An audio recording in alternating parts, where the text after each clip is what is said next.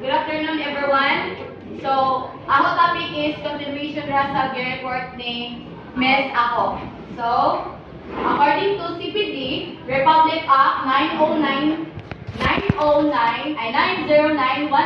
are the continuing professional development, which is CPD Act of 2016 requires all registered professionals, including teachers, to engage in lifelong learning to maintain and improve their competence. Because although many professionals and initially resisted CPD due to its perceived cost, time, and effort, the law emphasized that CPD is essential for staying competitive and an increasingly global and internationalized world, especially with Asian integration.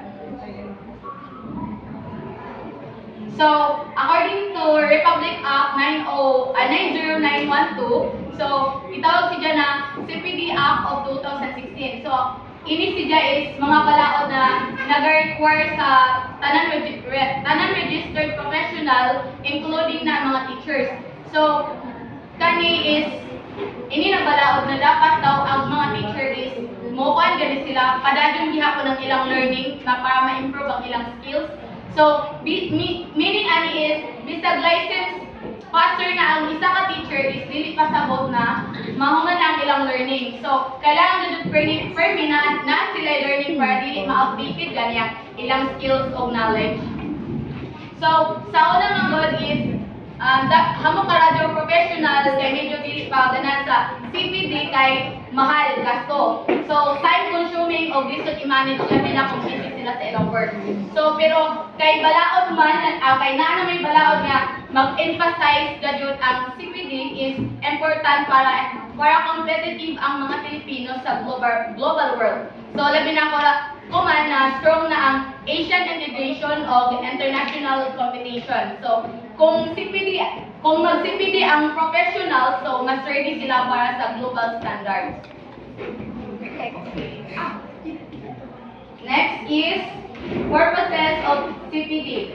RA 10912 states that the CPD programs aim sa upat ka purposes ng CPD. So first is promote and upgrade professional practice. So pasabot ani is one.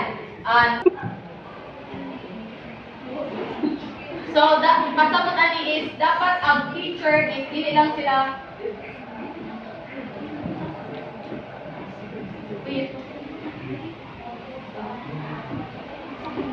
So pasabot ani is ang mga teacher dili ra dapat malingkamot. So ang mga teacher is dapat sa ilang trabaho is mukan gali silang standard. So for example, kung teacher ka, dapat hibayo ka sa updated teaching strategies like classroom management or new curriculum.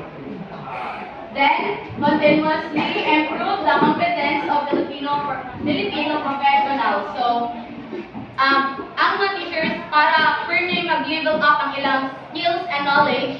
So, dili pwede stagnant, dili pwede old style forever ang ilang gani, ang ilang nahibaw na sa una.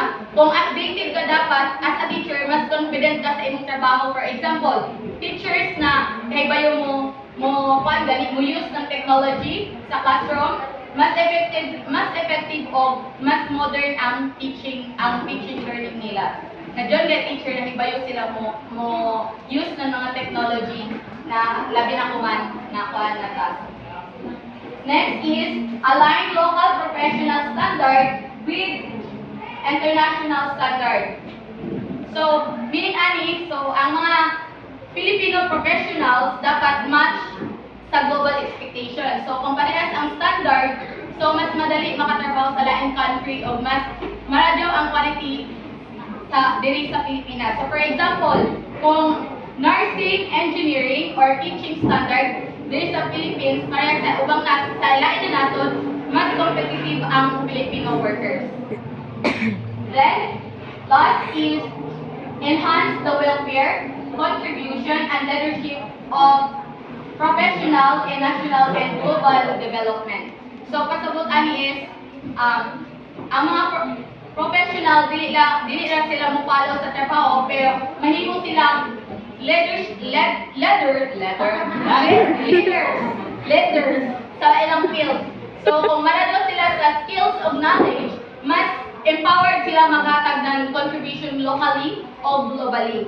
So for example, no, kung ang teacher is manado sa CPD, mas makaguide sila ng student or makahandle sila sa school projects o maka-lead sila in community programs. So, Yan na rice wipe. next is required CPD units for teaching. So, sa una kada tuig naga-increase ang units. So, tong December 2017, ang credit unit of required is 15 units. Then, January to December 2018 is 30 credits units. Then, January 2019 onwards is 45 credit units. So, hamon kala daw sa una teachers na nanga-stress ani kay mas taas man sa una ang units. Pero after December 2022, i-reduce na ang CPD councils. Only 15 CPD units every 3 years. Isa na senator na kawawa sa unit. Intay,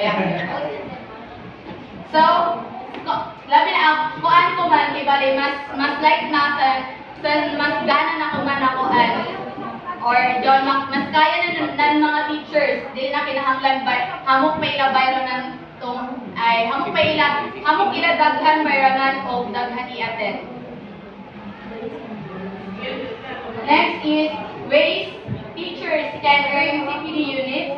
Professional teachers can earn units through 4 main tracks. First is professional track participation as trainee, resource speaker, trainer, panelist, facilitator, or CPD program monitor.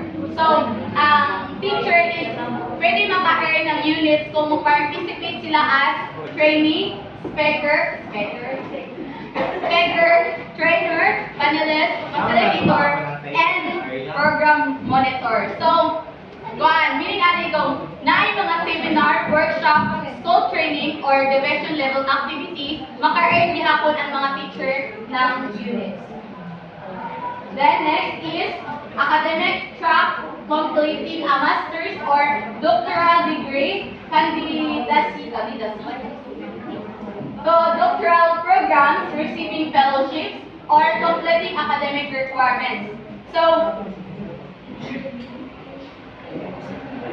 ini para sa mga teacher na mag-continue schooling ganit like master degree, doctorate degree, academic fellowship, pag-complete sa academic requirements.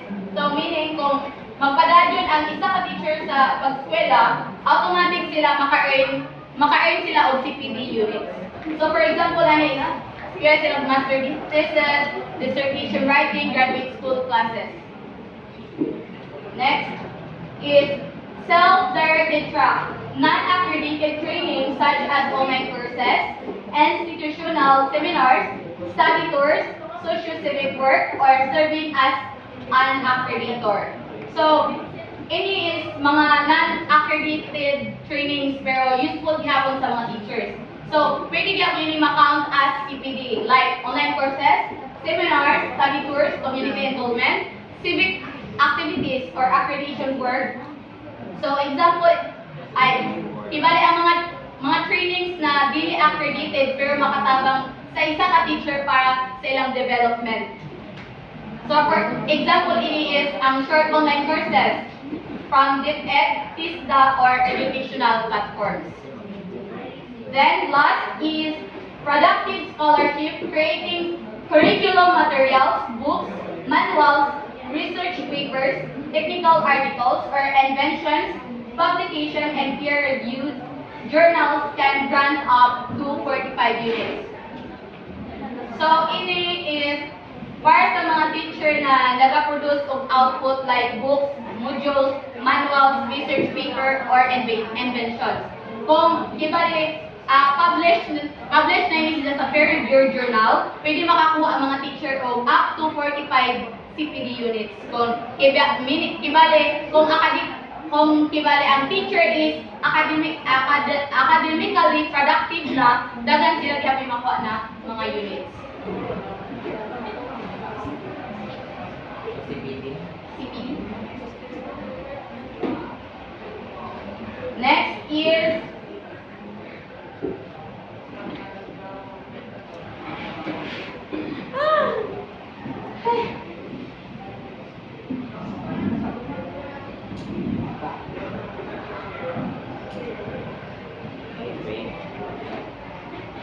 kung saan naman.